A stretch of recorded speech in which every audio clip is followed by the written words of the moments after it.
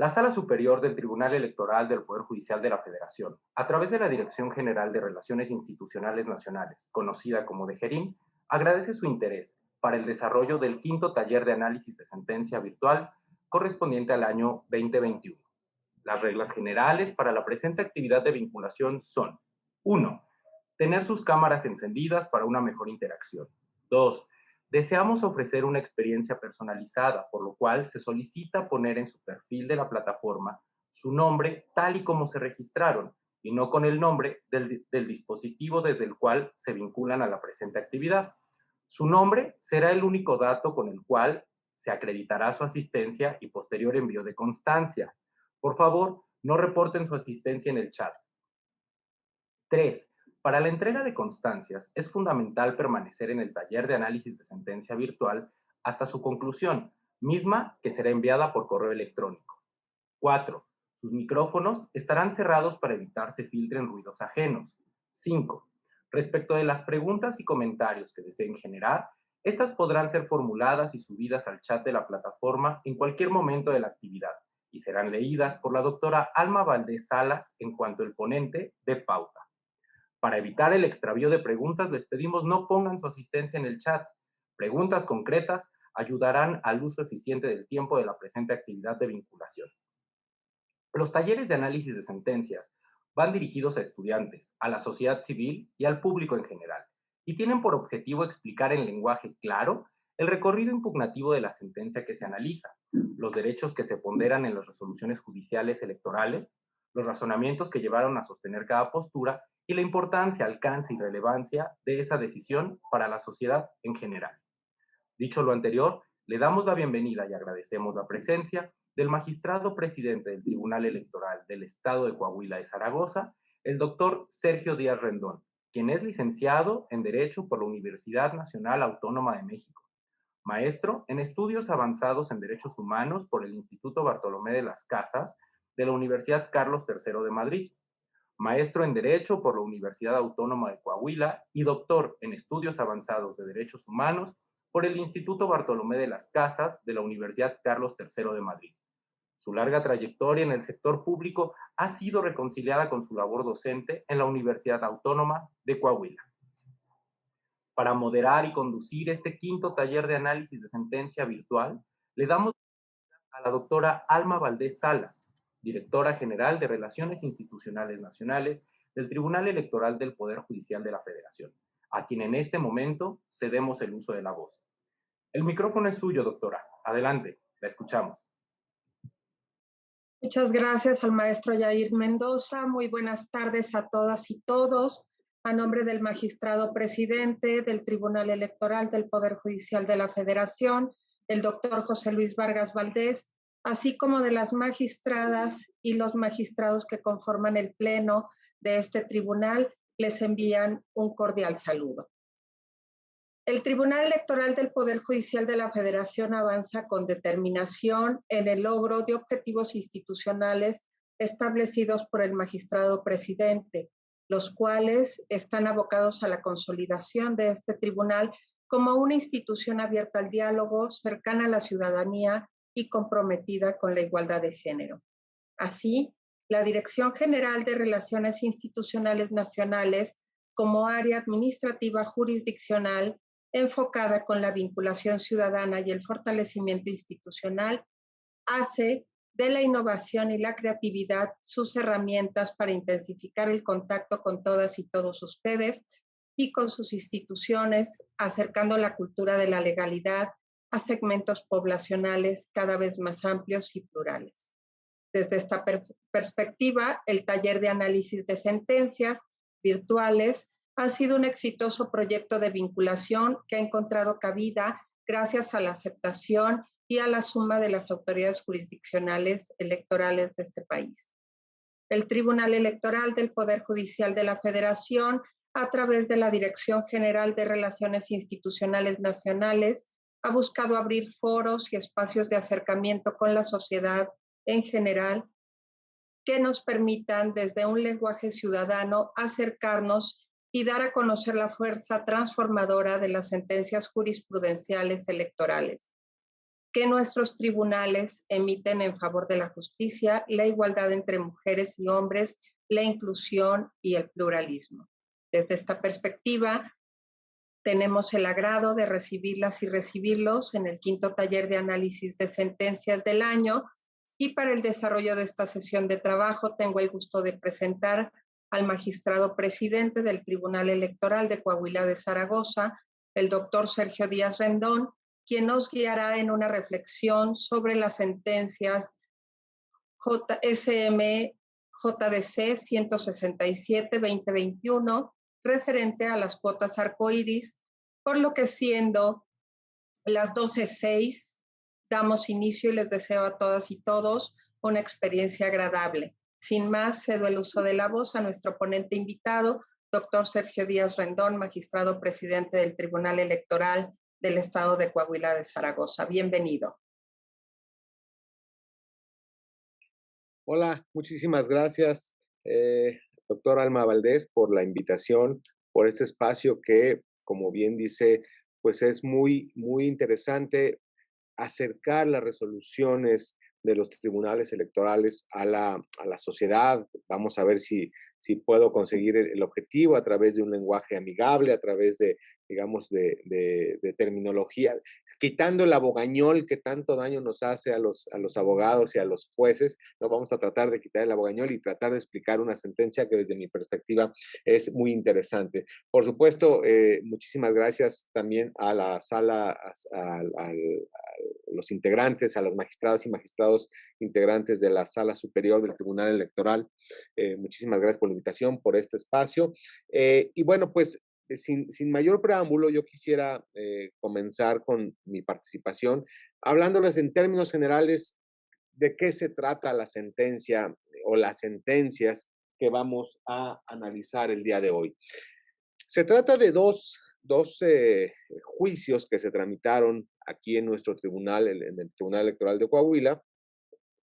Dos específicamente fueron recursos de queja, el 2 y el 3 de este año, del 2021, en un escenario en el que paralelamente en muchos tribunales se estaba discutiendo el mismo tema, tanto por tribunales locales como por tribunales federales. Es decir, se vino por ahí un escenario en el cual detonó la discusión jurisdiccional de este tema. Es decir, los tribunales tuvimos que comenzar a resolver este tema casi de manera paralela, y entonces pues cada estado resolvió de una manera diferente, en algunos casos con similitudes muy importantes. Nosotros nos apartamos de la mayoría de las resoluciones de otros tribunales porque nuestro caso era diferente. El tema principal que nos ocupa el día de hoy tiene que ver con la participación de las personas integrantes de la comunidad LGTBI en en el caso particular de Coahuila, era en la integración de los ayuntamientos.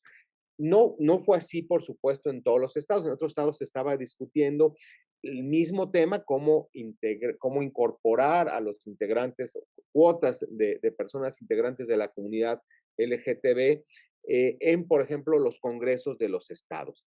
Pero en el caso particular de Coahuila, nosotros estamos en medio de un proceso electoral para elegir a los cabildos de los 38 municipios que tenemos en nuestra entidad, y entonces la discusión se presentó en cómo incorporar cuotas para que en los ayuntamientos las personas de esta comunidad tuvieran la posibilidad de incorporarse y tener una representación respecto a este grupo.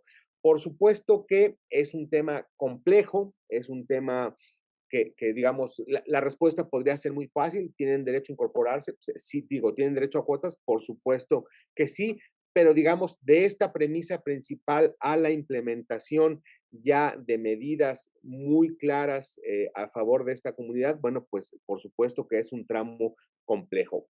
Digamos, para tratar de ejemplificar esto que estoy diciendo, sería como entender el tema de la paridad, es decir, ¿tenían las mujeres derecho a una mayor participación política? Pues la respuesta era indudablemente sí, pero la construcción de las reglas para ir incorporando a las mujeres de una manera paritaria, pues nos ha llevado ya varios años, ¿no? Y son asuntos que permanentemente se siguen discutiendo en los tribunales. Entonces, digamos así, tratando de hacer un símil entre el tema de la participación política de las mujeres y la participación política de las personas de la comunidad LGTB, pues podemos entender que si bien la premisa es simple, el hecho ya de implementar reglas y medidas afirmativas y de adecuar las legislaciones para que esas personas puedan tener participación, pues eso lo convierte en un tema muy complejo. Entendiendo que en el caso particular eh, de este taller, pues está dirigido, como bien decía la doctora Alma, bueno, pues a estudiantes, a la sociedad civil y digamos, no necesariamente a personas, pues a jueces o a otro tipo de público que digamos está mucho más compenetrado con estos temas. Yo quise incorporar de manera previa pues algunas expresiones que nos pueden, algún glosario cuyos conceptos nos pueden comenzar a introducir de una manera mucho más amigable a este tema, ¿no? Por supuesto, si de repente hay algo que no se entienda bien por no utilizar, digamos, un lenguaje ciudadano, con mucho gusto lo podemos ir explicando cuando haya oportunidad para ello. En primer lugar, yo quisiera destacar, pues, esto que tanto oímos por todos lados, que lo vemos en todos lados, ¿no? La famosa comunidad LGBTTIQ+, ¿no? Digamos, creo que es interesante para efecto de este taller, pues comenzar a decir o comenzar señalando qué debemos entender por este grupo, por este concepto de letras, ¿no? Que de repente no nos puede quedar tan claro o no a todos nos puede quedar tan claro, pero creo que es importante empezar a señalar cómo está integrado y qué es esta comunidad. Digamos, esta comunidad, la comunidad LGBTTIQ+, es una comunidad de las diversidades sexuales y de género que se compone de personas perdón, que se autoadscriben como, y ahorita voy a los diferentes conceptos, pero aquí quiero que pongamos atención en esto de la autoadscripción, porque esto es fundamental para entender el tema. Es decir, yo no necesito para que yo sea lesbiana, que sea gay, que sea bisexual, que sea transgénero, transexual, etcétera, yo no necesito que alguien me lo diga, sino es un tema a partir del cual yo me autoadscribo a una de estas categorías para pertenecer a este grupo, que esta es una de las reglas que más adelante vamos a hablar de ellas. En esta comunidad LGTB, en primer lugar, la L corresponde a las lesbianas, ¿no? Que son mujeres que se sienten atraídas erótica y efectivamente por mujeres.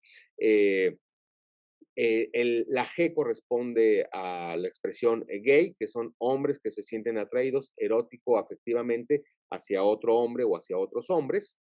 La B corresponde a la expresión bisexual, que son personas que sienten atracción erótica afectiva por personas de un género diferente al suyo y por personas de su mismo género, ¿no? Para mantener relaciones íntimas y sexuales con ellas. Y bueno, por supuesto también sentimentales.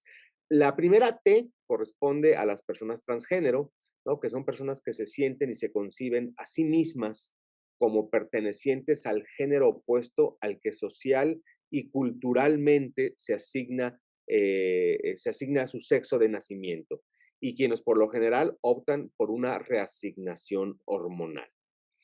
La segunda T, la transexual, ¿no? Son aquellas personas que se sienten y se conciben a sí mismas como pertenecientes al género y al sexo opuesto a los que social y culturalmente se les asigna en función de su sexo de nacimiento y pueden pueden optar por una intervención quirúrgica. La tercera T, que es el travesti, son personas que gustan de presentar de manera transitoria o duradera una apariencia opuesta a la de género que socialmente se asigna a su sexo de nacimiento mediante la utilización de prendas de vestir, actitudes y comportamientos. Después, la I, que para las personas intersexuales, es el adecuado para su uso, rechazando el de hermafroditismo, que son personas que, digamos, tienen órganos sexuales que no corresponden necesariamente a la apariencia física de dicha persona. Término queer son personas que además de no identificarse y rechazar el género socialmente asignado a su sexo de nacimiento, tampoco se identifican con el otro género o con alguno en particular. Y por supuesto que últimamente de manera doctrinal, conceptual, inclusive jurisprudencial, este término se le han venido agregando letras, ¿no? Y ahora, digamos, la fórmula para dejar la posibilidad de que otro tipo de personas se incorporen a esta comunidad es a partir del símbolo de más, ¿no? Entendiendo que este es un catálogo que puede captar a muchas personas, pero que habrá otras que se puedan incorporar a esta comunidad, ¿no? Entonces, aquí de lo que estamos hablando es de las cuotas que estas personas o las personas integrantes de esta comunidad tienen derecho a tener en la integración de los ayuntamientos, ¿no?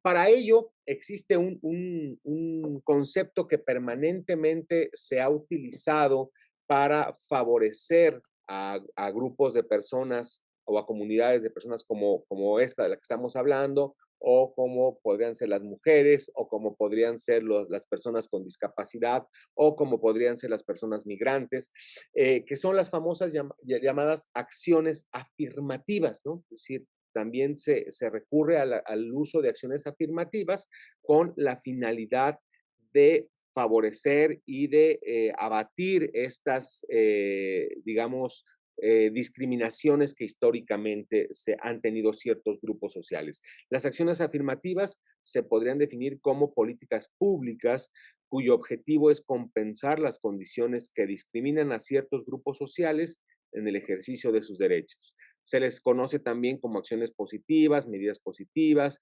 discriminaciones en sentido inverso, discriminación positiva, y son recomendadas para grupos sociales en situación de desventaja, ¿no? Quizá un ejemplo muy claro de una acción afirmativa, por ejemplo, en Estados Unidos, en el año en la década de los 70, diversas universidades empezaron a fijar que cierto porcentaje de su alumnado tenía que estar ocupado por la comunidad afrodescendiente, ¿no? Entonces, esta era una acción afirmativa a favor de estas personas con la finalidad de que tuvieran acceso a la educación universitaria. Es decir, esto por supuesto implicaba que a lo mejor algunas personas de otra raza quedaran fuera para dar espacio a personas, en este caso, afrodescendientes, ¿no? Esta fue una clara acción afirmativa o una discriminación positiva que se generó allá en Estados Unidos en los 70. Algún otro concepto que vamos a estar manejando, pues es por supuesto el de las cuotas o cuotas de género, ¿no? Que son precisamente una acción positiva cuyo objetivo es garantizar la efectiva integración eh, por ejemplo, de mujeres en cargos electivos de decisión de los partidos políticos y del Estado, ¿no? En este caso, si hablamos, por supuesto, de cuotas a favor de la comunidad LGTB, pues estaríamos hablando de la integración de personas de esta comunidad, tanto en los cargos electivos de decisión de los partidos políticos y en los de el Estado, ¿no? Es decir, las cuotas, digamos, pueden tener diferentes acepciones en función del grupo social que se pretende impulsar, ¿no? Cuando hablamos de derechos político-electorales, pues en términos generales, pues hablamos un conjunto de derechos humanos que tenemos las personas, ¿no? Respecto a votar, ser votado, asociarme libremente con a los partidos políticos, libertad de expresión, libertad de ejercer los cargos a los que yo soy electo, ¿no? También la libertad de afiliación, por supuesto, es otro derecho que se encuentra en este universo de derechos políticos electorales. Ahí, por ejemplo, también aparece la palabra OPLE, que fue, digamos, es una manera de llamarle a los institutos electorales locales, ¿no? Entonces, por ahí también es un término bastante común. Eh, algunos otros términos que por aquí vamos a empezar a tratar y que va a ser, digamos, de uso recurrente, ¿no? Es, por ejemplo, no voy a destacar todo para no tardarme mucho, pero, por ejemplo, la igualdad sustantiva, ¿no? Que es el acceso al mismo trato y oportunidades para el reconocimiento, goce o ejercicio de los derechos humanos y las libertades fundamentales. La igualdad material, ¿no? Es el derecho a la igualdad en la ley, ¿no? Es decir, que la ley establezca reglas para materializar esta igualdad, ¿no? Para combatir precisamente la discriminación, ¿no? Es decir, a través de la igualdad material se realizan reglas concretas para establecer relaciones sociales, evitando que se produzcan diferencias o desigualdades por diferentes razones, ¿no? Étnicas, culturales, económicas, de salud, de edad, etcétera, ¿no? Yo creo que con esto podemos empezar a ver algunas ya de las particularidades del caso que vamos a comentar. Eh, digamos, aunque pareciera un poco evidente, pues las personas de la comunidad LGBT, TTIQ+, pues por supuesto que tienen los mismos derechos que las personas que no pertenecen a esta comunidad, pero por supuesto que también hay algunos derechos que se potencializan para esta comunidad. ¿Y por qué se potencializan? Porque uno diría, bueno, pues a ver, el hecho de que uno sea, una persona sea lesbiana, gay, bisexual, transexual, transgénero, etcétera, ¿es una razón suficiente para recibir un trato diferenciado en el ejercicio de mis derechos? Y pues la respuesta es, me parece evidente, es no, ¿verdad? Por supuesto que eso no es una razón suficiente para recibir un trato discriminatorio. Sin embargo, si nosotros analizamos nuestra realidad, pues es un hecho que en mayor o menor medida, pues las personas integrantes de esta comunidad sufren discriminación, sobre todo en el caso particular que vamos a estudiar, al momento de ser votados, ¿no? No tanto a la hora de votar, sino a la hora de ser votados. Es decir, los ayuntamientos, los congresos de los estados, por supuesto que no suelen, digamos, ser lo suficientemente abiertos como para que haya personas integrantes de esta comunidad. Creo que por eso es que es importante discutir estos temas, porque a pesar de que sí se ha avanzado, sin lugar a dudas se ha avanzado en estos temas, creo que sigue habiendo una carga y un camino hacia arriba para las personas que integran esta comunidad cuando deciden participar en los procesos electorales, ya sea locales o federales, ¿no? Es decir, todavía se sigue viendo como todavía hay homofobia, todavía se sigue menospreciando, discriminando, siendo objeto de burla, siendo objeto de menosprecio, y esto creo que lo podemos sentar como una realidad. Pero las personas integrantes de la comunidad LGTB pues tienen derecho a participar en la vida pública, tienen derecho a la igualdad, a la no discriminación, tienen derecho a recibir orientación sexual en materia de identidad de género y de expresión de género, es decir, tienen derecho, por supuesto, también a mostrar su identidad de género, a evidenciar su identidad de género, mostrar su expresión de género, cualquiera que sea, sin ser discriminado, ¿no? También, por supuesto, tienen reconocimiento de la personalidad jurídica, derecho al nombre, el derecho a la identidad de género. Ya existen varios litigios estratégicos de algo que antes era, bueno, a partir de litigios estratégicos, de antes que parecía algo como muy lejano a nuestra realidad, y es que las personas lleven a cabo juicios para oficialmente o legalmente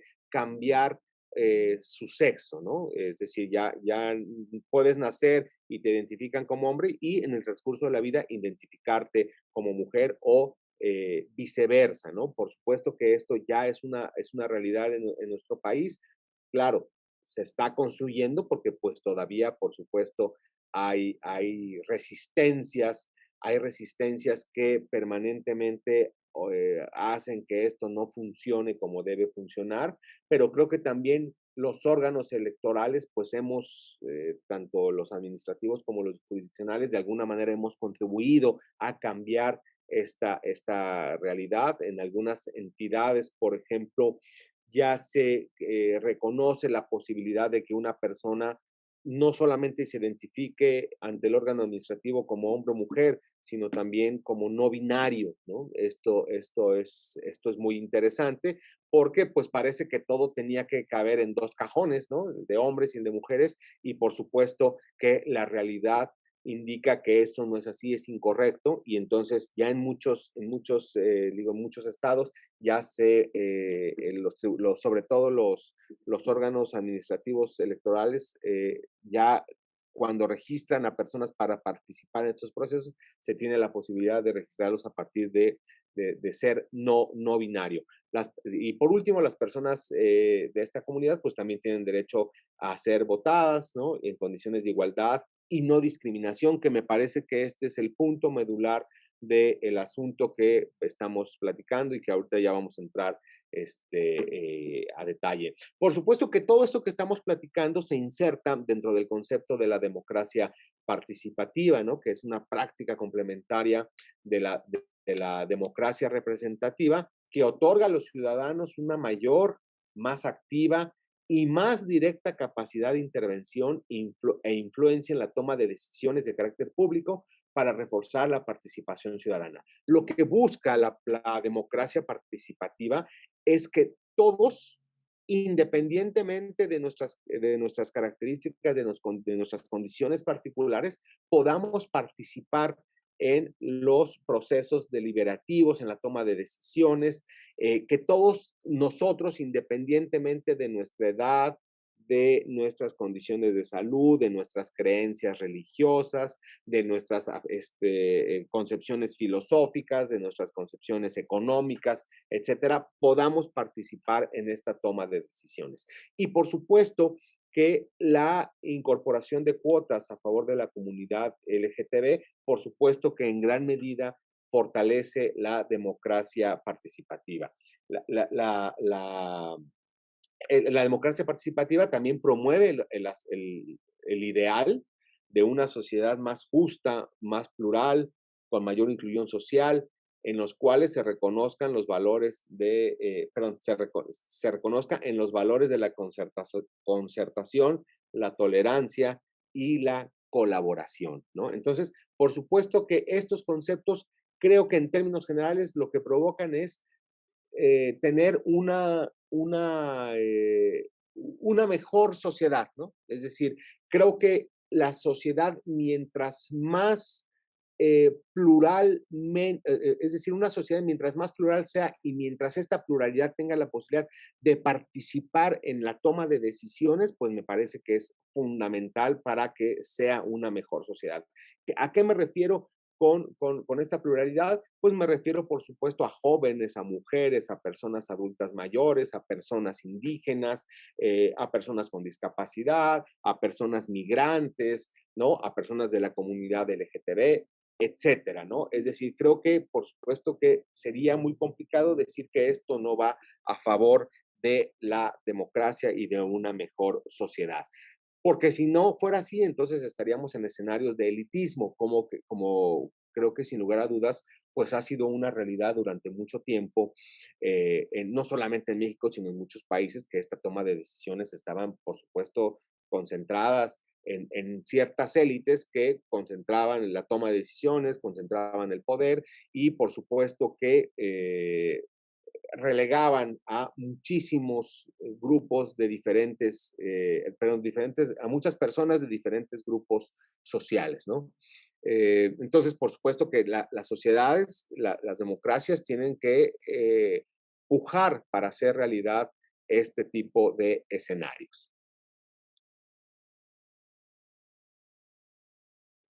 De manera particular, ya hablando estas sentencias que emitió este año, hace unas cuantas semanas, el Tribunal Electoral de Coahuila en los recursos de queja 2 y 3 de este año. ¿Cuáles son los antecedentes del caso? A ver, digamos, esto lo tenemos que remontar hasta el año 2020. Y bueno, esto ahorita explicaré por qué tiene mucha relación.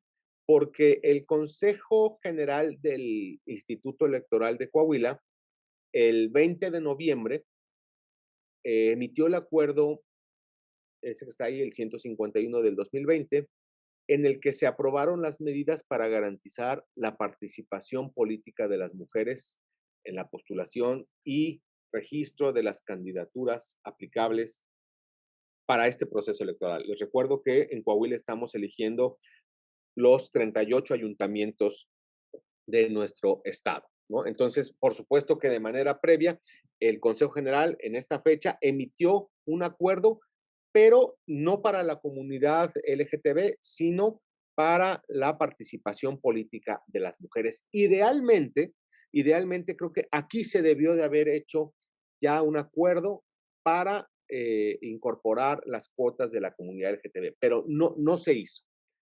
Adelante, por favor, con la diapositiva. Ok. El 13 de enero, ya en este año, ya una vez iniciado el proceso electoral local, que inició el 1 de enero de este año, el Consejo General del Instituto Electoral de Coahuila emite un acuerdo mediante el cual aprueba la ruta crítica y la presentación del proyecto de los lineamientos para la designación de las fórmulas de regidurías étnicas o afromexicanas en el estado de Coahuila, a las diversas representaciones de las comunidades indígenas o afromexicanas en la entidad dentro del marco del proceso electoral local.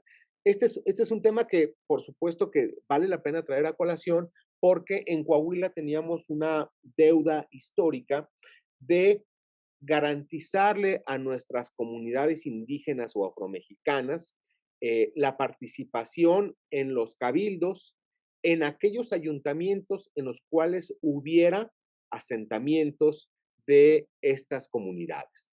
En el año 2019 hubo eh, un juicio presentado por la comunidad de los Kikapúes. Nosotros tenemos dos grupos indígenas o afromexicanos, que son los negros mascogos y los Kikapúes. Los Kikapúes presentaron un juicio entre nosotros porque había, digamos, una omisión legislativa del Congreso del Estado para regular este tipo de regidurías. Nosotros dictamos una sentencia en el 19 y a partir de esa sentencia se incorporaron a la constitución local y al código electoral estas cuotas para las personas que forman o que integran esta comunidad. Y en esta fecha, en enero, se hizo esta incorporación. Pero no pasaba nada con las personas de la comunidad LGTB. Es por esto que una asociación civil con mucha presencia, una asociación civil que se llama San Alredo, que tiene, por supuesto, una presencia muy importante en el Estado y que forma parte, cuyos integrantes forman parte de la comunidad LGTB, presentó una consulta al IEC, ¿no? Respecto, dijo, bueno, ¿qué onda con las acciones afirmativas que tendrían que implementarse a favor de las personas de las diversidades sexuales? Y esta comunidad, esta asociación también lo hizo en nombre de las personas con discapacidad, ¿no? Dijo, no, ya tenemos para las mujeres, ya tenemos para los indígenas, pero para las personas con discapacidad y para las personas con integrantes de la comunidad LGTB, no hay todavía estas reglas. Ese mismo mes, en enero de este año, el Consejo General emitió el acuerdo IEC-CG 32-2021, en el cual dio respuesta a lo que le había pedido la la Asociación de San Alredo, determinando que no era posible implementar acciones afirmativas solicitadas en el actual proceso, toda vez que ya se encontraba en una etapa muy avanzada, pues los partidos políticos en poco tiempo iban a presentar sus solicitudes de registro de candidaturas. Y lo que hizo fue, pues, exhortar a los partidos políticos a postular como candidatas a personas integrantes de grupos considerados vulnerables. Yo aquí sí quisiera hacer la acotación de que para mí esta fue una respuesta equivocada, porque en enero, desde mi perspectiva, sí se tenía la posibilidad de emitir estos lineamientos para que fueran acotados, bueno, para que fueran respetados por los partidos políticos. Yo, digamos, yo no estuve de acuerdo con esta respuesta. Se alegó que al ser reglas que impactaban en el proceso electoral, tendrían que haber sido eh, eh, emitidos con 90 días de anticipación. Yo creo que no caen en este supuesto y en enero todavía existía la posibilidad de emitir estos lineamientos. Sin embargo, y esto es un tema fundamental que no está en esta diapositiva, San Alredo no combatió esa respuesta del Instituto Electoral. O sea, San Alredo va, les pregunta, el IEC les dice que no, y ellos no combaten.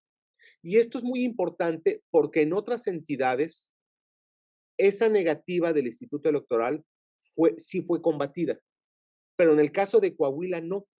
En el caso de Coahuila, digamos que esa determinación, esa respuesta diciendo que no, quedó firme, ¿no? De esto que les estoy platicando, nos brincamos ahora a finales de febrero, fecha en la cual una persona integrante de la comunidad LGTB, militante de Morena, y titular de un órgano interno de este partido que se llama Secretaría Estatal de Diversidad del Comité Estatal en Coahuila, presentó una demanda para la ciudadanía ante la Sala Monterrey, ¿no? La Sala Monterrey del Tribunal Electoral del Poder Judicial de la Federación. ¿De qué se quejaba? Bueno, pues de la omisión del Instituto Electoral de implementar acciones afirmativas a través de cuotas específicas en beneficio de la comunidad LGTB y personas con discapacidad para acceder a cargos de elección popular en el proceso electoral. Sin embargo, pues lo que hizo Sala Monterrey, por supuesto, dijo, a ver, eso puede ser competencia mía, pero después de que el Tribunal Electoral de Coahuila resuelva. Entonces, lo que hizo la Sala Monterrey es emite un acuerdo para regresarnos el asunto, bueno, sí, bueno, sí, regresarnos el asunto o mandarnos el asunto a este medio de impugnación al Tribunal Electoral al estimar que no se actualizaba una figura electoral procesal que se llama salto de instancia, que pues, como su nombre lo dice, yo me salto una instancia, en este caso el actor pretendía saltarse nosotros para ir directamente a el órgano que revisa las decisiones jurisdiccionales de nosotros. Sala Monterrey dijo, no, tiene que conocer primero el Tribunal Electoral. Esto, el 5 de marzo, se recibió en el Tribunal Electoral esta resolución, este acuerdo que emitió la Sala Monterrey, en el cual acompañó pues el escrito de demanda y los documentos para que nosotros ya pudiéramos comenzar a conocer del asunto y posteriormente resolver. Por los mismos días, de manera muy cercana a que nosotros recibimos la demanda que nos manda, el medio de impugnación que nos manda la Sala Monterrey, otra persona, también autoadscrita a la comunidad LGTB e integrante de San Alredo, presenta un juicio, un recurso de queja ante el Tribunal Electoral de Coahuila contra esta omisión del IEC de implementar las referidas acciones que potencialmente iban a garantizar la inclusión de las personas de la diversidad sexual. Entonces, tuvimos dos juicios. Aquí lo importante es señalar que por ahí vi que apareció una pregunta ahí en el chat, que las personas simplemente se autoascribieron a esta comunidad.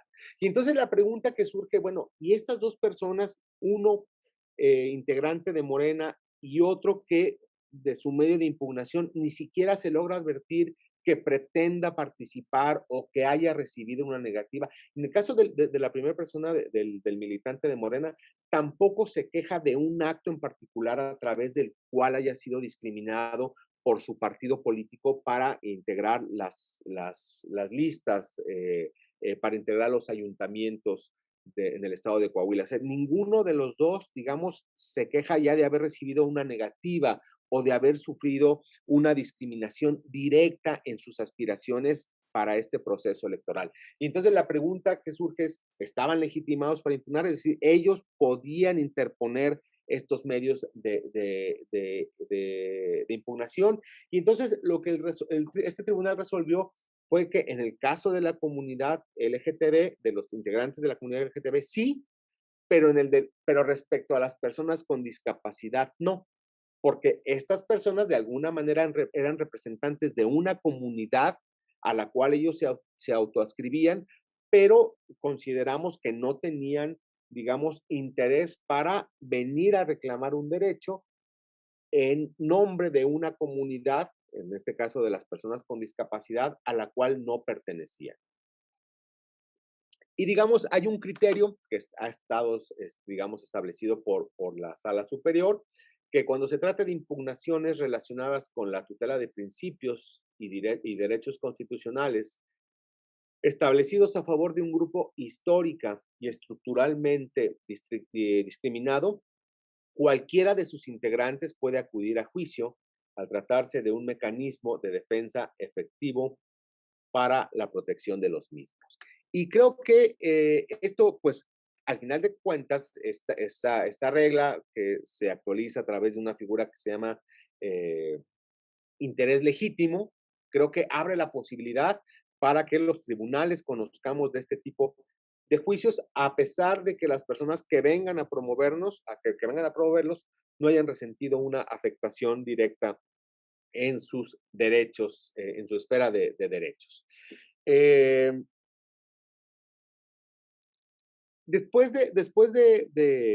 Más bien, antes de entrar a la sentencia del tribunal, por supuesto, esto es interesante lo que resolvimos, pero creo que vale la pena hacer algunos comentarios de qué fue lo que razonamos en nuestra sentencia.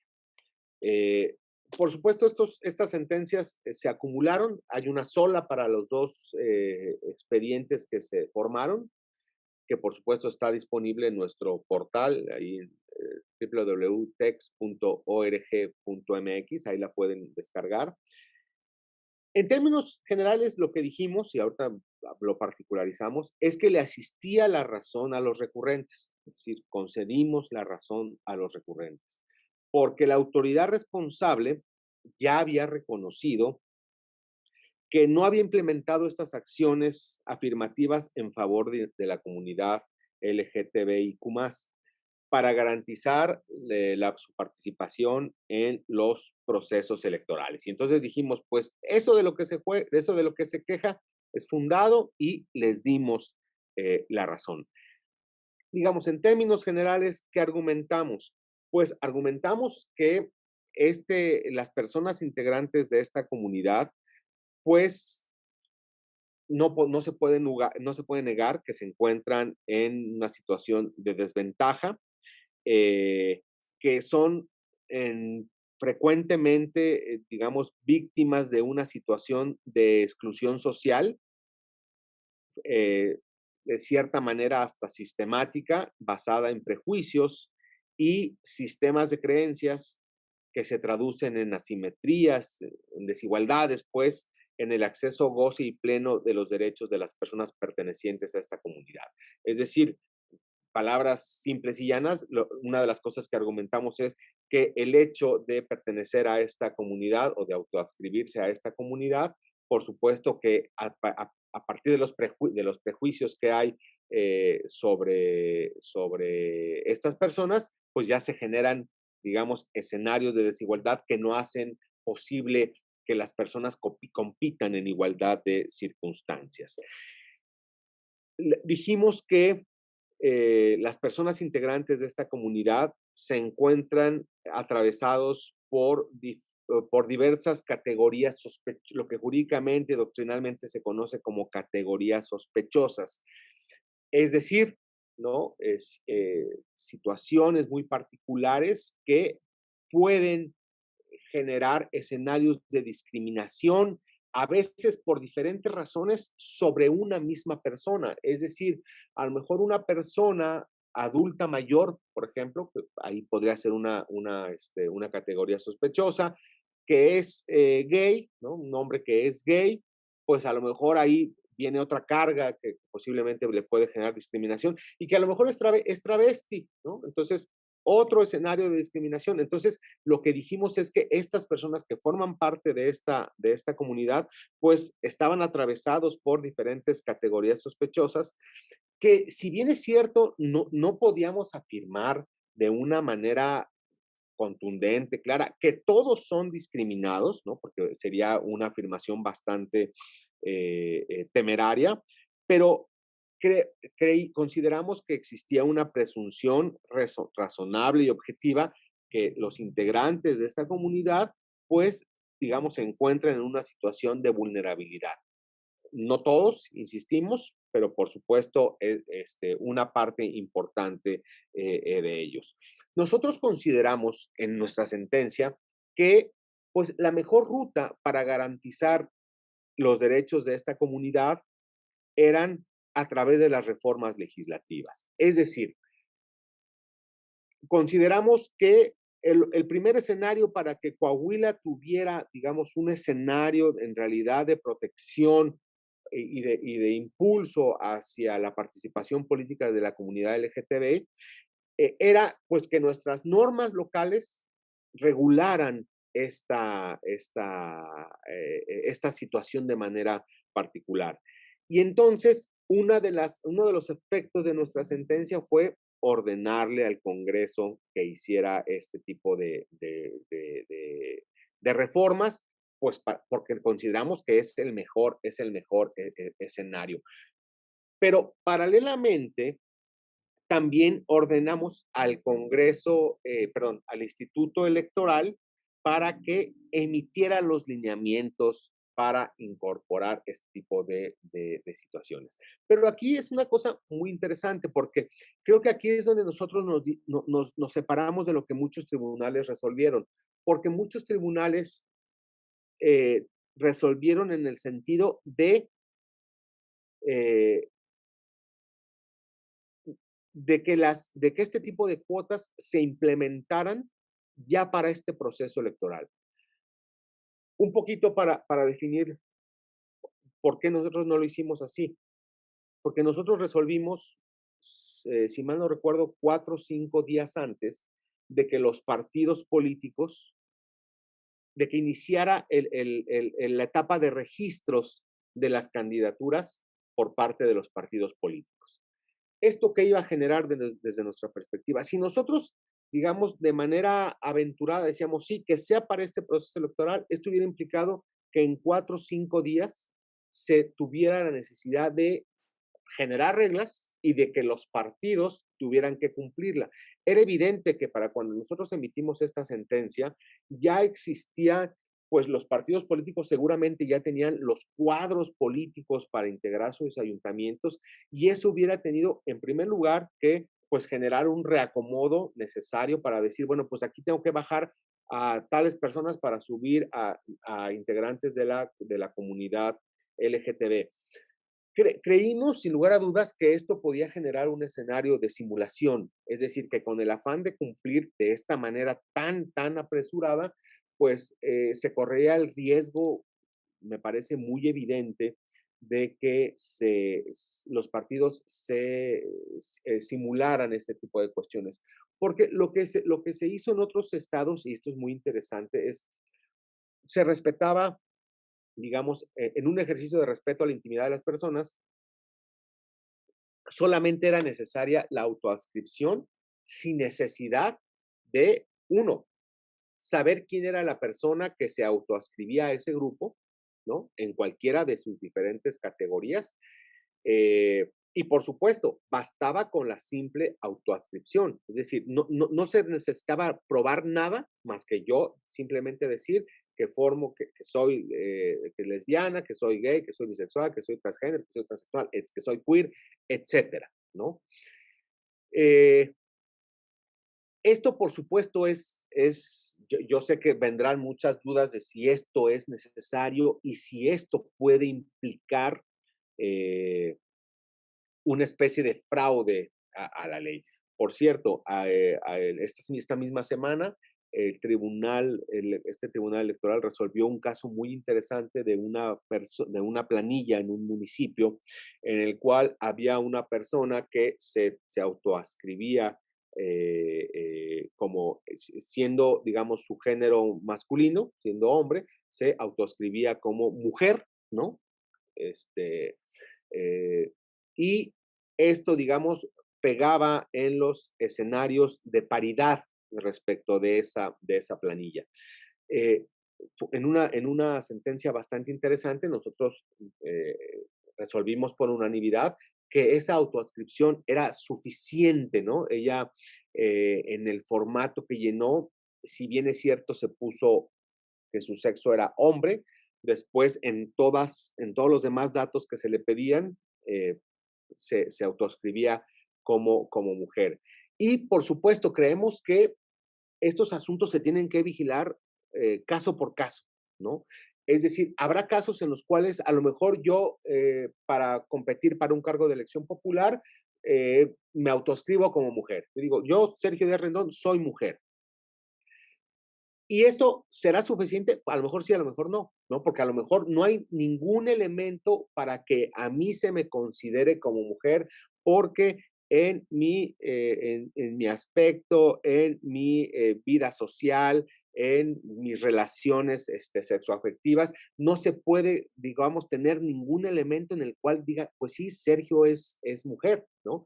Y entonces creo que viene un caso, se tendrá que analizar de manera muy casuística, es un tema creo que en gran medida puede ser probatorio, ¿no? Ya en alguna parte, en algún escenario político, hubo gente que se trató de, hombres que se trataron de autoescribir como mujeres, pretendiendo hacer un fraude a la ley, porque no existía ningún elemento que con una base sólida, razonable, se pudiera entender que esa persona era mujer, ¿no? Entonces, digamos, es un tema bastante debatido o bastante discutido en los escenarios jurisdiccionales. Cuando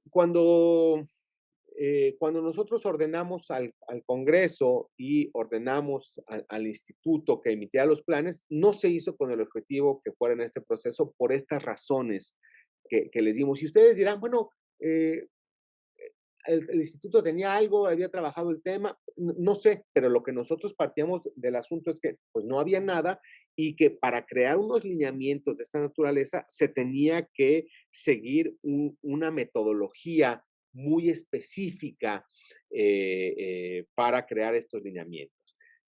Nosotros en nuestra sentencia dictamos una metodología que tenía que seguir el Instituto Electoral de Coahuila. El primer paso de ellos era desarrollar una ruta crítica que prevea la emisión de lineamientos para la implementación de acciones afirmativas en favor de la comunidad LGTBIQ+, y de otros grupos en situación de vulnerabilidad, perdón. Lo que dijimos es, desarrolla una crítica, precisa cuál es el objetivo, la finalidad, precisa cuáles son los destinatarios de estos lineamientos, lo cual, por supuesto, digamos, se puede ahorita entender de manera previa que no es un tema fácil. Otro aspecto que nosotros consideramos indispensable en este primer paso era, bueno, pues necesitamos tener elementos necesarios, información, para, aunque sea de manera aproximada, saber cuántos ciudadanos y ciudadanas integran este grupo vulnerable, ¿no? ¿Por qué? Pues porque si nosotros, en el caso de Coahuila, tenemos, pues la verdad es que tenemos ayuntamientos muy pequeñitos, ¿no? Muy pequeñitos en los cuales a lo mejor si a los partidos se les obliga a tener o incorporar este tipo de cuotas, a lo mejor va a ser extraordinariamente complejo que los partidos cumplan. Es decir, hoy en día, en este proceso electoral, no todos los partidos políticos pudieron inscribir planillas para los 38 municipios, ¿no? Claro, los más importantes sí, ¿no? Eh, digamos, PRI, PAN, Morena, bueno, creo que Morena lo hizo en 37 de 38, creo que el PRI, PAN sí en los 38, pero hubo otros partidos políticos que por supuesto no tienen el alcance para postular sus planillas en todos. Lo hacen en Saltillo, lo hacen en Torreón, lo hacen en Monclova, en Piedras Negras, pero después quitamos quizá en Acuña, pero de repente empezamos a quitar estos municipios grandes y entonces quedan pues 10 municipios medianos y después muchos municipios, ¿no? Que no aparecen, digamos, Nadadores, San Buenaventura, Francisco y Madero, Abasolo, ¿no? Son de veras municipios muy pequeños que esto, por supuesto, impediría a los partidos pues tener esa allegarse de personas de esta comunidad o cumplir con estas cuotas. Entonces, era muy importante verificar, pues, cuál es la representatividad que estos grupos tienen, a lo mejor por zonas, por municipios, ¿no? Para tener claridad sobre esto. Eh, Otro de los lineamientos que este tribunal en la sentencia le estableció al instituto era que determinara el alcance de las medidas afirmativas, así como su implementación, formalidades y modalidades, ¿no?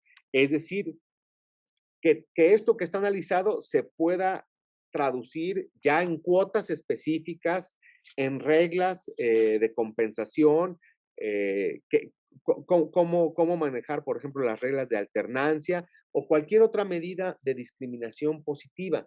Entonces, creo que esto nos puede ir evidenciando que es un tema complejo, ¿no? Si podemos pasar a la siguiente, por favor. También una de las cosas que nosotros ordenamos es que pues estos lineamientos, en la medida de lo posible, trataran de evitar menoscabar el principio de paridad de género, ¿no? Digamos, siendo la paridad de género como el principio rey, ¿no? De la madre de las reglas en materia de paridad, pues el incorporar estas reglas, estas cuotas, perdón, de la comunidad LGTB, pues de alguna manera impacta y tenían que armonizar estos dos principios de paridad de género y el de las cuotas de las personas de la comunidad LGTB. En la medida de lo posible, pues estos lineamientos tendrían que estar los más apegados al principio de proporcionalidad. Y la idea también es que estos lineamientos se pusieran a disposición de la comunidad LGTB, de las asociaciones, digamos, que históricamente han estado aquí en nuestro país y que, digo, en nuestro estado y que funcionan de una manera muy organizada, para que ellos, digamos, tuvieran la posibilidad de opinar, ¿no? sobre los mismos. Y bueno, y al final de todo esto, pues la idea es que estos lineamientos se pusieran a consideración del Consejo General del Instituto Electoral para que estos fueran aprobados. Eh, esta sentencia, bueno, ya para acabar con nuestra sentencia y pasar a la sentencia de Sala Monterrey, en términos generales, ¿qué resolvimos? Digamos, haciendo como un resumen. Pues lo primero que resolvimos es que pues eran fundados los agravios de los actores, de la parte actora, porque efectivamente el Consejo General no había emitido los lineamientos para incorporar las acciones afirmativas. Dos, vinculamos al Congreso del Estado para que haga las reformas correspondientes en la normativa local. Tres, ordenamos al Consejo General para que también emitiera estos lineamientos de los cuales estamos platicando. Y digamos, aunque esta medida o esta última medida que voy a comentar no es vinculatoria, es decir, no es obligatoria para los partidos políticos, los exhortamos para que tuvieran la posibilidad de impulsar este tipo de candidaturas, ¿no? Simplemente como una exhortación, considerando que, por supuesto, lo más importante estaba en lo anterior, ¿no? En la vinculación que hicimos al Congreso y al Instituto Electoral para que hicieran las reformas, por un lado, y los lineamientos, por otro. Digamos, ¿cuál es la diferencia entre una y otra cosa? Pues que ordinariamente la legislación, es decir, el Congreso lo que sentaría son como las bases y después la reglamentación ya muy pormenorizada se lleva a cabo a través de los lineamientos. Los lineamientos son documentos muy, muy, muy específicos, muy pormenorizados, muy reglamentarios, ¿no? Que por supuesto sería muy complicado que esto estuviera en la norma jurídica y por eso es que se emiten a través de estos lineamientos. Eh, Nosotros emitimos la sentencia el 20 de marzo de este año. Los registros comenzaban el 25 de marzo, si mal no recuerdo, no me acuerdo si 24 o 25 de marzo, pero estábamos ya con los registros encima. Y esta sentencia fue impugnada por uno de los dos actores de nuestro juicio.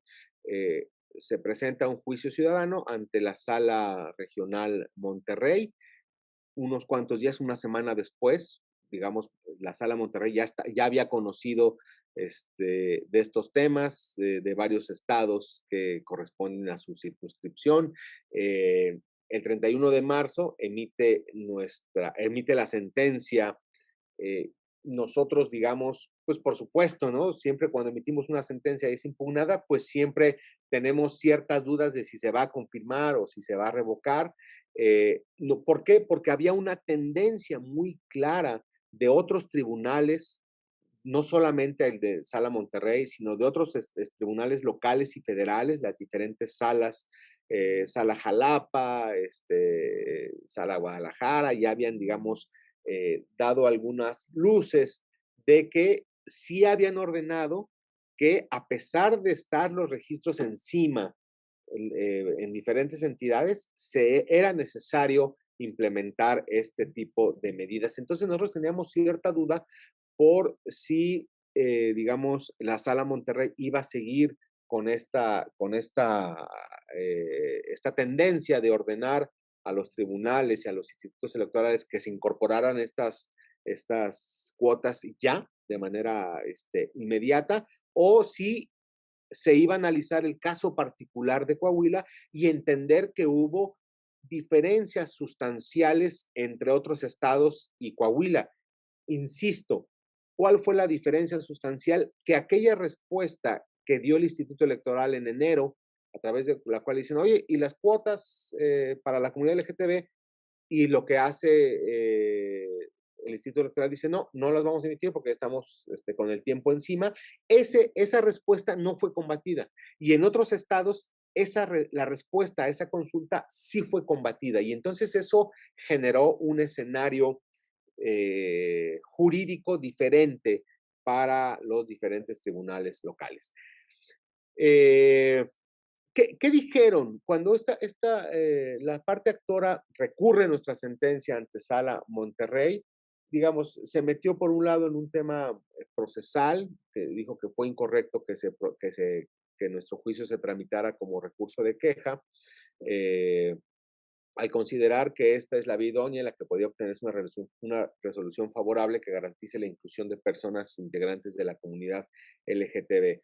Hubo una discusión, cuando resolvimos nuestra sentencia, aunque estábamos de acuerdo las tres magistraturas en el sentido del proyecto, este proyecto, por cierto, si no doy el crédito, me va a regañar, estuvo en la ponencia de una de mis compañeras magistradas, la magistrada Elena Treviño, no estuvo a cargo de mi ponencia, pero las tres magistraturas que integramos este tribunal estuvimos de acuerdo con el sentido. Pero hubo una discusión ahí, digamos, de un tema procesal que me parece que al final de cuentas no impactaba en el fondo, cuál fue el juicio que se debió de haber interpuesto, más bien, cuál fue el tratamiento que ese tribunal le debió de haber dado a uno de los juicios que se presentó. Digamos, de manera mayoritaria decidimos que la naturaleza era un recurso de queja, es un medio de impugnación determinado, a través del cual se combaten omisiones de un órgano de no de no generar un algo, ¿no? En este caso, de no generar los lineamientos. Y una de las magistraturas estuvo en desacuerdo con este punto y, digamos, abrió una discusión que, desde mi perspectiva, es una discusión que yo, que he platicado con las y los abogados de este tribunal, todavía no nos ponemos de acuerdo en quién tiene la razón. Pero, digamos, este tema no trascendía en el fondo, ¿no? Lo que sí es importante es lo segundo, ¿no? El exhorto que se hizo a los partidos, se dolió el actor, deja su decisión la postulación de candidaturas de la diversidad sexual, por lo que para garantizar su inclusión debieron establecerse cuotas específicas de este grupo en situación de vulnerabilidad. Efectivamente, nosotros no vinculamos a los partidos políticos porque nosotros no los podíamos vincular a los partidos políticos si no había reglas de cómo vincularlos. Si no había, digamos, en nuestras normas locales y sin lineamientos, pues nosotros no podíamos decir a los partidos, oye, que el 10% en tales municipios sean integrantes de la comunidad LGTB. No lo podíamos hacer. Y esta fue una de las dolencias o de las quejas o de los agravios que tuvo uno de los actores que impugnó nuestra sentencia. ¿Y qué fue lo que resolvió Sala Monterrey? Digamos, nos dio la razón, ¿no? Confirmó nuestra sentencia. Y digamos, aquí viene un tema muy, muy interesante, ¿no? Es decir, para las personas que intentaron estos, eh, estos juicios, la gran pregunta es, ¿ganaron o no ganaron? ¿No? Y para la comunidad LGTB en general. Es decir, con nuestra sentencia, eh, ¿se favoreció a la comunidad LGTB o no se favoreció a la comunidad LGTB? Yo creo que la respuesta desde nuestra perspectiva es sí, o de mi perspectiva, para no hablar por nadie más. Desde mi perspectiva, yo creo que la respuesta es sí. Lo que pasa es que lo que no se concedió era la inmediatez de estas medidas afirmativas. Es decir, para este proceso electoral ya no se pudo hacer. Nosotros consideramos que ordenarlo hubiera sido muy complicado, hubiera sido hasta de cierto punto caótico para todos, para el instituto, para los partidos políticos, inclusive para la comunidad LGTB, tener representantes. Pero creo que al final de cuentas es un triunfo porque a partir de nuestra resolución que quedó firme por la sentencia de Sala Monterrey, pues creo que al final de cuentas ya no hay marcha atrás, ¿no? Es decir, en el próximo proceso electoral que tengamos en nuestro estado, que, bueno, vamos a tener, por supuesto, digo, quitando pues, digo, en los años próximos, nosotros estamos en el año 2021, el año que entra no tenemos proceso electoral y en el 2022 se eligen tanto el titular del Ejecutivo como los integrantes del Congreso, ¿no? Ya para ese escenario, sobre todo para las elecciones del Congreso del Estado, ya va a haber lineamientos y va a haber reformas que hagan valer y que hagan tangible la posibilidad de las personas LGTB de participar en esos procesos electorales. Entonces, creo que al final de cuentas, aunque no se consiguió el objetivo que ellos buscaban, que era que fuera ya en ¿no? Al final de cuentas, creo que hubo una gran victoria de la comunidad LGTB a partir de las resoluciones tanto del Tribunal Electoral de Coahuila como de la sala Monterrey, ¿no? Y bueno, pues yo creo que con esto más o menos yo pude dejar un panorama más o menos claro de lo que sucedió. Para mí era importante cuando la doctora Alma nos hace invitación para participar en este taller, pues uno de los grandes temas era la sentencia, ¿no? Porque, digamos, ahí dejan a nuestra elección la posibilidad de escoger cualquiera de nuestras sentencias. Me pareció que esta sentencia es una sentencia muy interesante. Estábamos entre esta y la de las candidaturas, digo, las regidurías indígenas, ¿no? pero esta es como mucho más reciente y por eso, al final de cuentas, me decanté por esta. Yo quedo a disposición de ustedes y agradezco mucho la atención. Muchas gracias, querido magistrado. Pues si nos permite, ¿no? Después de su estupenda disertación y tan clara, vamos a dar paso a preguntas y comentarios de nuestros asistentes. Y bueno, hay varias preguntas y comentarios que ha hecho Miguel González Madrid. Le pido que sea paciente también para dar espacio a más personas que han estado preguntando y en la medida de las posibilidades vemos si es posible abrirle el micrófono. Pero Miguel González Madrid dice que él ve que hay una reiterada dificultad para distinguir entre el campo de los derechos político-electorales de género y sexo en esa definición y que él ve que esa distinción entre género binario, masculino, femenino, género no binario y personas que se autoascriben de la comunidad LGBTTIQI+, pues hay un conflicto, hay una dificultad en estas distinciones. ¿Cuál es su opinión?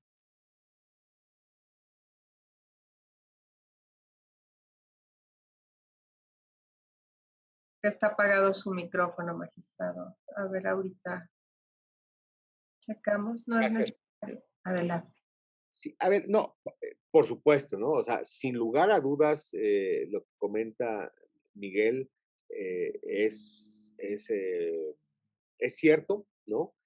Es decir, el hecho de que tengamos que encajar todos nosotros en dos categorías, ¿no? En el mejor de los casos, en tres, cuando se tiene la posibilidad de llenar algún documento en donde me autoescribo como no binario, pues por supuesto que esto es insuficiente, ¿no? O sea, sin lugar a dudas, esto es insuficiente. Creo que las expresiones de género, las expresiones de sexo también, pues van mucho más allá de estas simples categorías. Y creo que esta es una de las razones por las cuales el tratar de implementar, o más bien el implementar lineamientos de esta naturaleza y después hacerlos compaginar con los que ya existen, pues hacen que esto sea una tarea extraordinaria, monumental. Creo que para los estados, por ejemplo, en este caso, Coahuila, que no lo va a hacer para este proceso electoral, pero puede tener como ejemplo, porque creo que va a ser un ejercicio de prueba y error, lo que va a pasar en muchas entidades, pues aquí Nuevo León, que es nuestro vecino, ya va a implementar este tipo de cuotas de género. Creo que va a ser un buen ejercicio, ¿no? Creo que al final de cuentas, como pasó con paridad, es decir, con paridad de género, en el caso de las mujeres, pues dijimos, pues está muy fácil, ¿no? Pues las mujeres entran con participación y entonces ahorita, hoy en día, tenemos una construcción de reglas extraordinariamente complejas, también por una razón, ¿no? Es decir, los partidos políticos permanentemente están buscando la manera de darle la vuelta a estas obligaciones de paridad. Y entonces, pues hemos encontrado en los tribunales muchísimos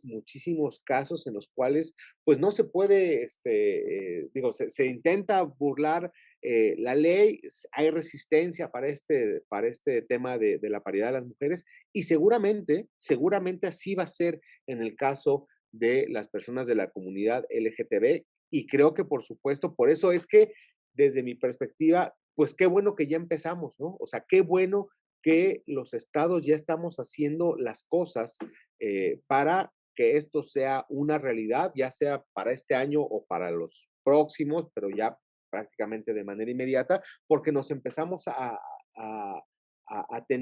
tenemos la necesidad de advertir cuáles son las dificultades que vamos a tener en el camino y las tenemos que ir limpiando tanto en el área legislativa como en el área administrativa como en el tema jurisdiccional, por supuesto, ¿no?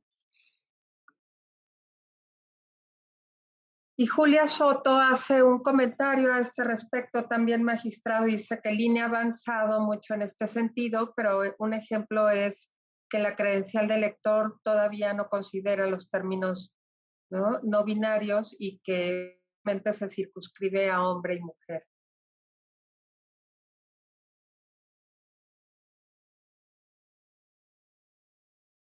Que no es necesario que apague su micrófono, el equipo técnico toma nota. Ok, gracias. Sí, a ver, por supuesto, o sea, creo que hay esfuerzos muy importantes, pero creo que hasta el momento han sido insuficientes, ¿no? El INE ha sido una institución muy comprometida con estos temas, ha emitido protocolos, tiene acciones muy específicas para, digamos, impulsar la protección de los derechos político-electorales de la comunidad LGTB, pero claro, nos falta, ¿no? O sea, por supuesto, hoy en día todavía sería muy importante que en los documentos oficiales, no solamente, bueno, por supuesto, sí la credencial del INE, porque además es una identificación que no solamente nos sirve para votar, sino pues es la única identificación universal que tenemos los mexicanos, ¿no? Y gratuita además, ¿no? Porque bueno, podemos tener pasaporte, pero bueno, cuesta, podemos tener la cartilla, pero solamente los hombres, ¿no? Entonces, digamos, la identificación por excelencia es nuestra credencial para votar del INE, ¿no? Y por supuesto que tendría que necesariamente ya empezar a abrir esta realidad. Eh, Creo que es un tema que culturalmente se tiene que transitar o se tiene que comenzar a transitar, que ya se ha comenzado a transitar, pero que pues tardará, digamos, algunos años, ¿no? Yo espero que pocos, ¿no? Yo espero que sea un cambio que a golpe de normas, a golpes de lineamientos, a golpes de protocolos, se pueda avanzar de manera rápida, ¿no? Yo diría, pues no solamente la credencial del INE, ¿no? Pues, nuestro pasaporte, ¿no? Pues por supuesto, nuestra licencia de manejo, ¿no? Es decir, nuestras identificaciones tendrían que tener esta posibilidad de no necesariamente autoascribirnos a uno de los sexos, ¿no? Decía, pues es insuficiente, sin lugar a dudas. Magistrado, Sara Pérez Rojas le pregunta que en la búsqueda de proteger a diferentes grupos a través de acciones afirmativas, ¿hasta dónde se puede pensar la incorporación de diversos grupos, considerando que existen numerosos grupos vulnerables? Sí, a ver, este es otro gran tema, ¿no? Porque, es decir, históricamente, en materia político-electoral, ¿a quién se ha impulsado? Pues se ha impulsado a las mujeres, ¿no? Digamos de una manera frontal, ya con resultados muy claros. Por ejemplo, en Coahuila tenemos, nuestro Congreso está integrado por 25 personas, tenemos una integración de 15 mujeres y 10 hombres, ¿no? Y si nos vamos, por ejemplo, a las alcaldesas, pues de que históricamente había habido unas que se contaban con los dedos de la mano, pues ahorita tenemos casi la mitad de los ayuntamientos encabezados por mujeres, y me parece que esta realidad más o menos es general. La discusión de este tema es los integrantes de la comunidad LGTB y Q+, pero en algunos estados, Zacatecas, por ejemplo, personas migrantes, ¿no? O personas con discapacidad, ya también se están generando cuotas para estas personas. ¿Quiénes más pueden venir? Pues podrán venir adultos mayores, sí, ¿no? Podrán venir jóvenes, sí, y podrán venir otros grupos que históricamente se puedan sentir discriminados. En el caso de Coahuila, que no es la realidad, porque sí tenemos grupos indígenas, pero no es la realidad de los estados del sureste, ¿no? Porque en los estados del sureste, pues la realidad es totalmente distinta en municipios que están prácticamente habitados con altos porcentajes de población indígena, pero en Coahuila son minoritarios, son muy pequeñitos, pero por supuesto que eso no exime la obligación del Estado para generarles estas cuotas. Entonces, claro, Yo no sé qué pueda venir, digamos, esto ya es una realidad, personas indígenas, personas con discapacidad, personas de la comunidad LGTB, personas migrantes, mujeres, ¿podrán venir otros? Sí.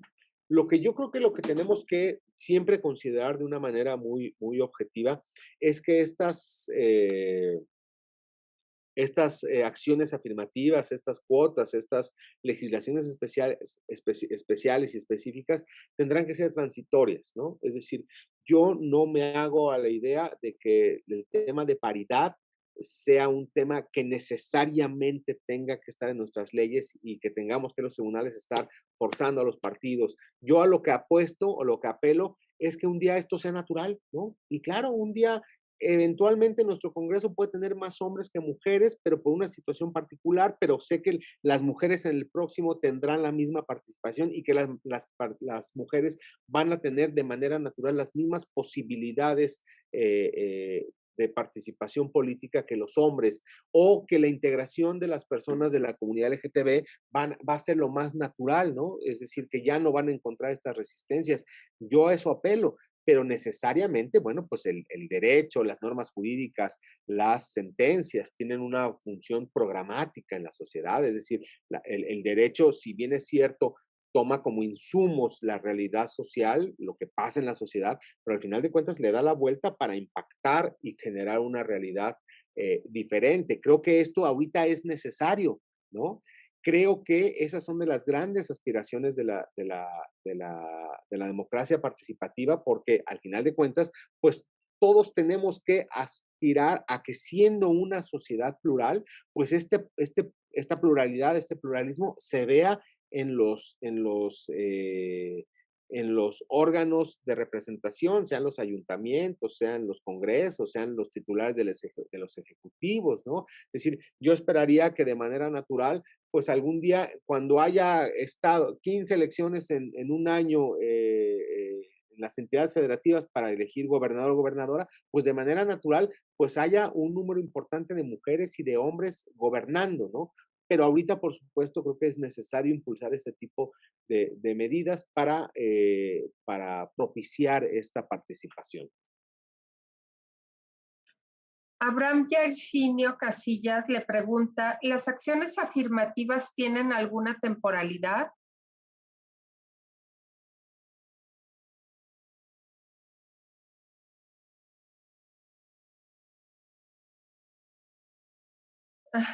Sí, Perdón, otra vez, por instinto, silencié el micrófono. Discúlpenme. Pues hasta ahorita, digamos, no. Hasta ahorita, las acciones afirmativas que se han plasmado en las normas han sido sin ninguna temporalidad específica. De hecho, pues lo que ha venido sucediendo es que se han venido perfeccionando, se han venido adecuando, se han venido, digamos, tapando ahí, o resanando, digamos, las fisuras que han presentado.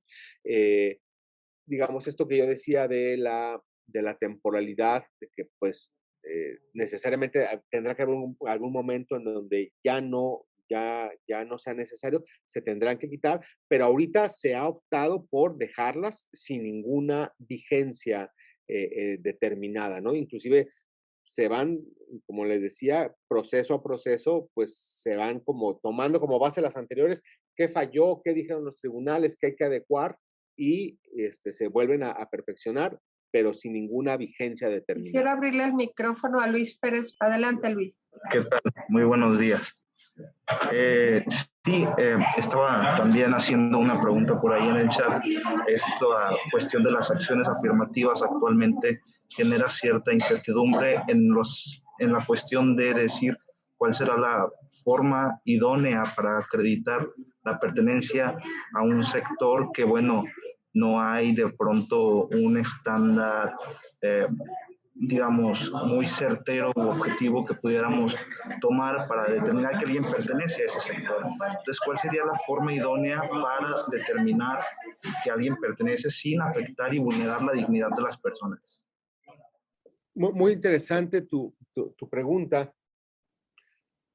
Creo que hacia donde se ha transitado ahorita, ¿no? Porque, es decir, puede parecer extraño y puede parecer, digamos, de alguna manera muy flexible la regla que se está creando respecto a las cuotas, ¿no? Es decir, oye, pues yo soy travesti, a mí me gusta los viernes en la noche irme a la rumba, ¿no? Vestido de mujer, ¿no? Como bueno, no se me viene a la mente quién, pero X, ¿no? Es decir, vestido, uñas, pestañas, lentejuelas, etcétera, ¿no? Eh, y viernes y sábado es una práctica que yo hago común, ¿no? Yo ya me estoy autoescribiendo al grupo de la comunidad LGTB. Es necesario que yo tenga que probar, que si miren, ahí está Sergio el viernes en el Meneos, ¿no? Vestido de rumbera, para que se me considere. Me parece que un trato así sería discriminatorio, indigno, ¿no? Yo no tendría por qué acreditar eso. Por eso es que hace rato les comentaba que, digamos, el estándar que se ha generado parte de dos premisas fundamentales: la autoadscripción y la protección a la intimidad para no ser objeto de este tipo de cuestionamientos o de prácticas que en aras de evidenciar o de demostrar, mejor dicho, esta pertenencia al grupo, pueden resultar vejatorias, ¿no? Porque, bueno, ¿y si soy bisexual? ¿Qué tendría que decir yo?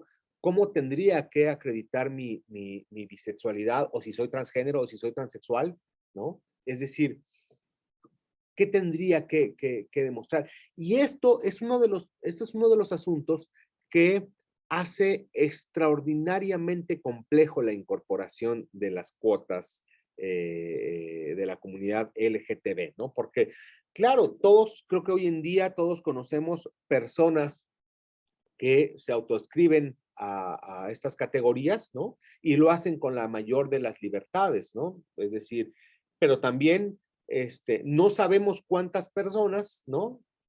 Pertenecen a esta comunidad y en un ejercicio de protección a su intimidad, pues deciden no hacerlo del conocimiento general o no hacerlo público, no lo ponen en sus redes sociales. Hay algunas personas que por supuesto sí, pero hay otras que no, y entonces ante estos escenarios, pues ahorita, digamos, se creó un estándar que habrá que ver cómo funciona, ¿no? Habrá que ver cómo se va configurando, ¿no?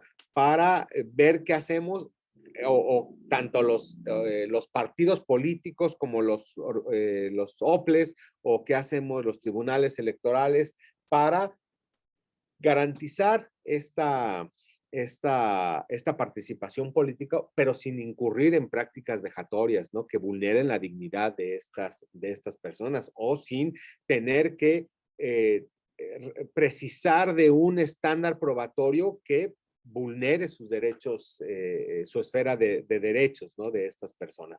Ese es me parece que es uno de los grandes temas, ¿no? Que tendremos que irlo reconfigurando conforme se nos vaya problematizando este tipo de cuotas. Sara Pérez Rojas le pregunta: ¿la incorporación de acciones afirmativas no forma parte de una regresión al potenciar congresos estamentales? A ver, yo no creo que sea una regresión como tal. Sí creo que en el plano, o sea, que se pueden generar escenarios de discriminación negativa a partir de las acciones afirmativas. A ver, hace rato cuando comenzamos esta charla, yo les decía que en Estados Unidos, cuando se empiezan a incorporar las medidas afirmativas a través de discriminaciones positivas, en las universidades decía, pues, un porcentaje determinado de nuestro alumnado es de personas afrodescendientes, 20%. Pues a lo mejor esas 20 personas, digo, ese porcentaje de personas que se va a incorporar a la universidad, es extraordinariamente probable, muy probable, que esas personas sean peores alumnos que personas blancas que se quedaron, o de otras razas que se quedaron fuera. Es decir, aquí estamos privilegiando a alumnos que no necesariamente van a ser buenos con respecto a alumnos que son mejores y los vamos a dejar fuera. Vamos a dejar afuera a mejores respecto a los peores. El asunto es, ¿y por qué estas personas son peores? O sea, ¿por qué tienen una formación académica más débil que los que quedaron fuera? Pues la respuesta es sencilla, ¿no? Pues por estas condiciones de desigualdad de las cuales las personas afrodescendientes han sido históricamente víctimas de ellas, ¿no? Entonces, ¿esto a qué nos lleva hoy en día? Esto a lo que nos lleva es que, por supuesto, que en las conformaciones de los órganos, hoy en día no necesariamente estén quien meritocráticamente tiene que estar. Pero frente a eso, lo que yo diría es, ¿pero es necesario? Y la respuesta indudable es sí. Es decir, tendrá que haber este tipo digamos, de escenarios en los cuales a lo mejor mejores queden fuera que otros que son peores, pero creo que a la postre el beneficio que este tipo de cuotas arroja en términos democráticos es mayor, es mejor, ¿no? Entonces, sí, sí, es una pregunta muy interesante la que me hace, se me olvidó el nombre. Sara, ¿no? Si ahora entonces las estructuras no van a estar, digamos, estructuradas de una manera estamental, ¿no? Por supuesto que hoy creo que, por ejemplo, en el caso de Coahuila, este es el tercer congreso que, digamos, ya se puede decir que es paritario como tal. El primero a favor de los hombres, 13-12, ya el siguiente a favor de las mujeres, se me fue ahorita el número, pero también ya eran más mujeres. Este es el segundo donde hay más mujeres, con un número importante. Es decir, ¿qué va a pasar en los próximos años? Es decir, a lo mejor si Coahuila sigue generando, a través de las reglas que tiene, congresos en los cuales existe una mayoría de mujeres importantes sobre los hombres, a lo mejor es tiempo de, a ver, vamos a ajustar, ¿verdad? Vamos a ajustar este escenario para generar escenarios de mayor equidad entre ambos sexos. Pero creo que al final de cuentas, lo que decía hace rato, pues es un tema de prueba y error, es un tema de que se tienen que empezar a implementar este tipo de medidas, a problematizar este tipo de medidas, a resolverse, a generar criterios jurisprudenciales, a generar sentencias que de alguna manera nos ayuden a modelar este tipo de reglas en cuanto a las acciones afirmativas. Marcos López le pregunta, ¿cómo se demuestra la pertenencia a una comunidad, pueblo o etnia indígena más allá del tema de la autoascripción o autodeterminación para evitar abusos como en el caso de los mijis? Sí, a ver, bueno, una de las partes fundamentales en cuanto a la adscripción de una persona a un grupo fundamental, a un grupo indígena, perdón, es la autoadscripción. Es decir, la persona se tiene que, en primer lugar, autoadscribir. Pero se han generado, digamos, algunas,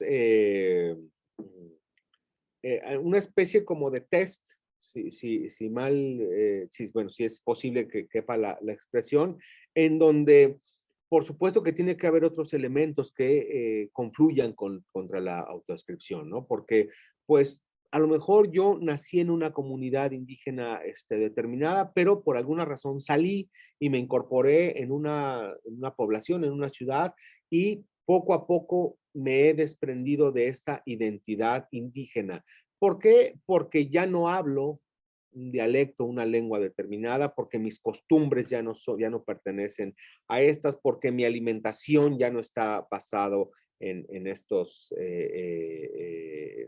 reglas, porque las autoridades indígenas que son propias de esa comunidad, digamos, yo ya no tengo una relación directa con ellas. Entonces, digamos, se ha generado un estándar que permite digamos, como hacer este test en el cual no solamente es la autoadscripción de las personas a una comunidad determinada, sino también estos elementos que crean un vínculo, que crean una identidad con la propia comunidad indígena a la que en principio se pertenece o no, se podría pensar que se pertenece, pero que se tendrán que revisar de manera muy pormenorizada con la finalidad de, digamos, tener una idea más objetiva de si una persona en realidad es indígena o no es indígena, más allá de la autoadscripción, ¿no? Miguel González Madrid tiene varias preguntas que nos ha hecho en el chat. Le pido, por favor, le voy a abrir el micrófono, le pido concreción para poder sintetizar y que el magistrado pueda atender más inquietudes. Gracias. Gracias, buenas tardes. Gracias, magistrado Sergio Díaz Rendón. Comparto muchos de sus planteamientos, todos sus planteamientos. Desde luego que aquí hay mucho por discutir y esto ameritaría más horas, muchas más horas, ¿no? Pero me voy a concretar a lo siguiente. En primer lugar, que todo ciudadano, todo gobernado espera que para tener certeza y seguridad jurídica en su participación en un proceso electoral, las reglas deben ser previas. En un partido de fútbol siempre esperamos que las reglas estén dadas y que el árbitro no invente alguna regla que pueda ser buena para todos los participantes, pero tal vez no. Bien, ¿cómo hacer entonces que pasemos de esta circunstancia de tratar de corregir las reglas con las que cuentan los actores políticos a golpe de lineamientos, a golpe de sentencias, como usted bien ha dicho, pasar a una etapa en que contemos con reglas previas suficientes, que los congresos, los poderes legislativos hagan lo posible por asumir su responsabilidad, los diputados federales, los senadores, si se trata también de reformas constitucionales, y los congresos de los estados. De tal manera que, si bien el trabajo de los tribunales electorales es muy importante en estos momentos, pues lo ideal sea contar con las reglas de juego suficientes y previamente, considerando, como usted bien ha dicho, considerando que hay acciones afirmativas que han tenido un efecto pertinente y positivo, de tal manera que disminuya también la carga de trabajo que tienen los tribunales electorales y que no se den incluso estas diferencias también en el sentido de las resoluciones, como usted también apuntó desde el principio, ¿no? De tal manera que los jueces electorales puedan encontrar allanado el camino para resolver las distintas controversias. Gracias. Muchas gracias, Miguel. Bueno, fíjate que precisamente me parece que un postulado fundamental de la democracia, ¿no? Es decir, si vamos a jugar en la democracia, pues hay que conocer las reglas. En los últimos años, no tengo la fecha precisa, pero digamos es una incorporación bastante reciente, se determinó por una disposición constitucional que pues todas las reglas que impactaran en los procesos electorales tenían que ser aprobadas por lo menos con 90 días de anticipación al inicio del proceso, de los procesos electorales correspondientes, ¿no? Digamos, hay diferentes visiones de por qué se estableció estos 90 días. Hay quien dice que, pues, esos 90 días son para que si hubiera alguna inconstitucionalidad de esas reformas, pues hubiera el tiempo suficiente para combatirlas y llegar al proceso electoral, digamos, con la sentencia de los tribunales que aclararan si esa regla que se está imponiendo es o no constitucional. Hay quien dice, pues, que son estos 90 días previos que son con la finalidad de conocer las reglas, simplemente con la finalidad de conocer las reglas del juego. A mí me parece que hay un poco de las dos, ¿no? Es decir, me parece que mientras las reglas, mientras más claridad y con mayor antelación se crean para los procesos electorales, es mejor para todos. Y también creo que este proceso de 90 días, pues también puede ser de mucha utilidad para impugnar esas normas, quien lo considere que rompen el marco de la constitucionalidad, y para que lleguemos al proceso electoral ya con reglas claras sobre esto. Creo, sin embargo, que en materia electoral nos enfrentamos a un fenómeno bien complejo, Miguel, porque yo creo que México es uno de los países que tiene una reglamentación electoral más extensa, ¿no? Es decir, tenemos un monstruo electoral del cual, pues, por supuesto, yo formo parte, ¿no? Porque tenemos un monstruo electoral conformado por un Instituto Nacional Electoral que tiene representación en todos los estados, pero además tenemos OPLES, institutos electorales locales, tenemos tribunales electorales locales, tenemos tribunales electorales federales, pero alrededor de esto existe una normativa impresionante, ¿no? Es decir, nosotros pues que a esto nos dedicamos, ¿no? Los jueces electorales, pues, digamos, cada asunto que se nos presenta bueno, y se me olvidaba, la jurisprudencia, ¿no? La jurisprudencia que también tenemos que estar permanentemente revisando. Han creado un escenario en el cual, por supuesto, que es muy complicado tener el panorama de las reglas previas claras, ¿no? De que todos conozcamos las reglas claras. Aquí existe una discusión muy interesante que influye en el tema de, bueno, ¿y cuáles son las reglas que inciden en el proceso electoral y que tendrían que ser conocidas o tendrían que ser emitidas con 90 días de anticipación? Pues, por ejemplo, en el caso de las cuotas en favor de la comunidad LGTB, lo que dijeron los tribunales federales es que se podían implementar, pues ya a unos cuantos, inclusive en algunos estados, no me acuerdo cuál fue, en algún estado, las cuotas se incorporaron ya en la etapa de registros. La etapa de registros era de mucho más días con respecto a Coahuila, porque en Coahuila eran 5 días y en algunos otros estados eran más días. Y las cuotas se incorporaron ya en esta etapa de registro, considerando que no eran fundamentales en cuanto a las reglas del proceso. Era un tema de, por supuesto, organización partidaria que se tenía que cumplir.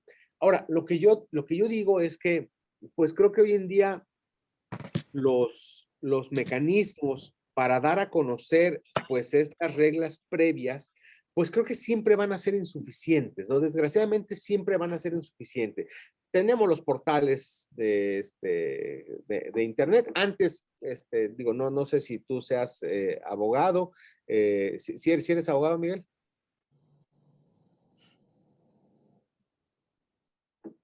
Está ahí interrumpido el micrófono. Pero bueno, antes, cuando tú y yo estudiábamos, pues no, pues el acercarnos a la ley era a través de los códigos impresos, ¿verdad? Nada que ver que lo estuvieran en un portal, era a través del diario oficial de la Federación, el periódico oficial de la Federación. Es decir, el tema hoy sabemos que se reformó una ley, accedemos a internet y ahí podemos ver lo nuevo que hay, pero digamos, esto es una gran ventaja, pero me parece que ni aún teniendo todas estas reglas, es complicado, no solamente conocer, porque tú puedes decir, salió un nuevo código electoral, o se reformó el código electoral, o se reformó la ley JIPE, o se reformó la ley en materia de delitos electorales, la que tú quieras, ¿no? Pero luego el tema importante es entender esas reglas, ¿no? Interpretar esas reglas, ¿no? Ver las diferentes a partir de las diferentes interpretaciones o ejercicios de interpretación o de argumentación, cómo se van a aplicar a los casos concretos, ¿no? Y entonces ahí los que la llevamos somos nosotros, ¿no? los juzgadores en esta materia. Creo que se han hecho esfuerzos, esto de los 90 días, resumiendo mi respuesta, creo que esto de los 90 días es una medida importante, pero creo que al final de cuentas es insuficiente, ¿no? Porque tenemos tantas reglas y tan complejas, ¿no?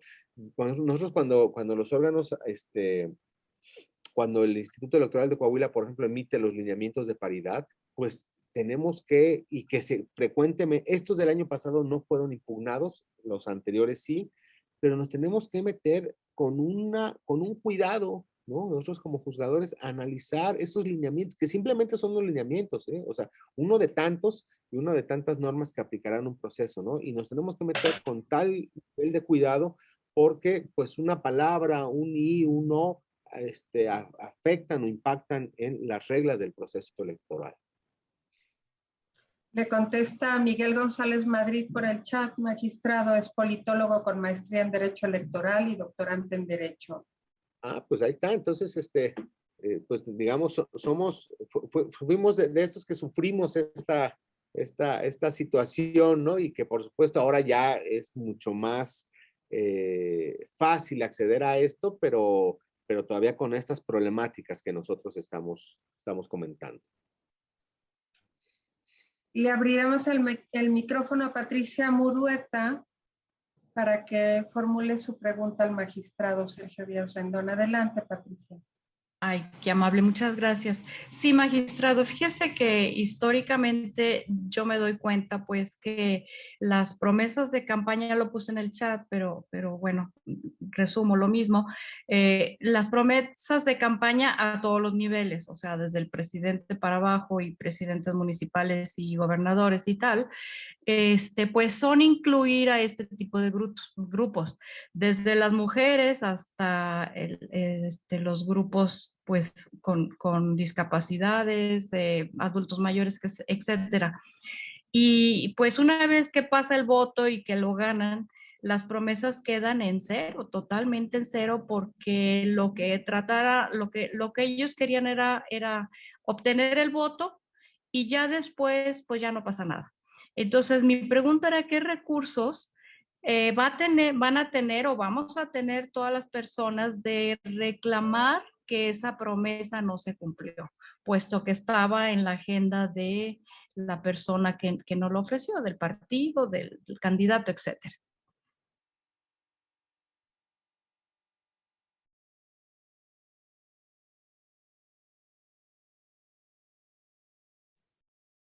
Gracias, Patricia. Adelante, magistrado. Gracias. Perdón, es que perdóname porque estoy apagando el micrófono por costumbre, porque siempre lo hago, entonces por eso es que estoy cometiendo ese error. Discúlpenme ahí a la persona que me está apoyando, que ya le he de traer harto, pero perdón.